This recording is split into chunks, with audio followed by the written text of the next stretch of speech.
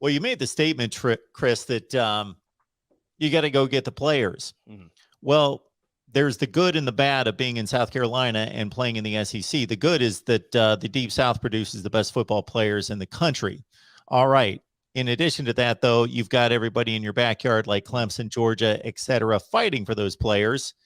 And Will Muschamp, shoot, he brought in classes in the top 15 to 25 in the country, but you can be number 20 in the country in recruiting, but you're going to be number 9 or 10 in the SEC.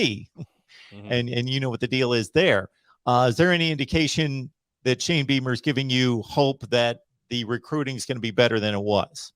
Well, I think the hope really stems from what he did in his last stint when he was here. And again, I know Steve Spurrier was the head coach, and certainly that helped. But Shane Beamer assisted in recruiting some of the best players that have ever worn the garnet and black. So he proved in that first stint, in my opinion, that he can do it. To your point, Mark, and Gamecock fans don't want to hear this, but just call it for what it is. I mean, has it ever been harder to win at South Carolina than it is right now? When you factor in the run that Clemson's on, I mean, they had a bad season last year and won 10 games. Georgia just won the national championship. I mean, those are your two closest rivals, and you could argue they're in the midst of the greatest runs they've ever had in football in school history. So certainly it's not an easy task right now, what you're asking Shane Beamer to do. But, Mark, I've said this over and over and over, and certainly I do believe to compete for national titles. You know, fans love to say, it's funny, the fans of teams that don't recruit well are the ones that say stars don't mean anything, right? If you pull in a top 5 class, then stars mean everything to you, right? You're just going to lean on the stars. But at South Carolina, until I think you get to a point where you're averaging 8 to 9 wins per year, because the best players in the country, they want to go where the winning is. They want to compete for titles. They want to get a ring. They want to go where they're going to get drafted. And guess what? The scouts pay more attention to teams that are winning and are in primetime games and are playing for championships. Let's just call that for what it is. At South Carolina, Mark, I think right now what you have to be is a master talent evaluator and a master talent developer. Because to your point, the previous coach and previous regime, it's not like they brought in duds. They brought in talent.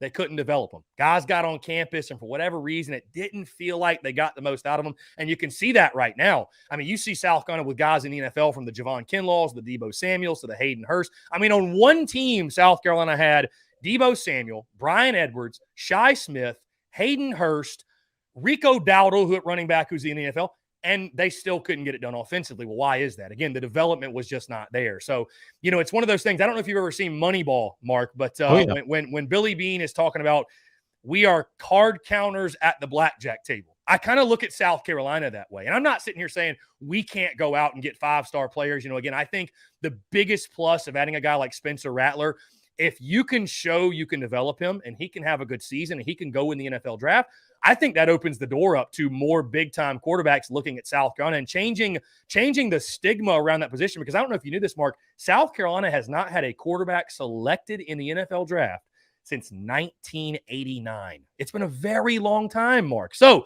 if you can change the narrative of that position, because, again, if you don't have a big-time QB, you just simply don't really have a chance to compete week in, week out in the SEC. You can change that narrative. I think that helps you out tremendously.